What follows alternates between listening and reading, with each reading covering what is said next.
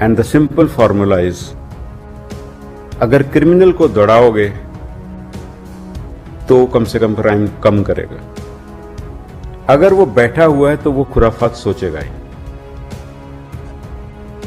सो अगर आप नहीं दौड़ाएंगे तो वो आपको दौड़ाएगा। बिहार के नए डीजीपी राजवेंद्र सिंह भट्टी ने पद ग्रहण कर चुके हैं और पद ग्रहण करने के तुरंत बाद उन्होंने एक आदेश जारी किया है।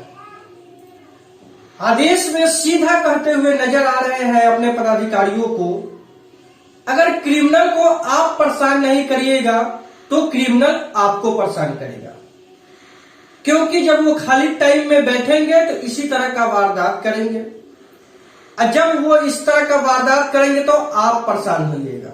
तो आप सोच लीजिए कि आपको परेशान होना है कि आप उस क्रिमिनल को परेशान करिएगा।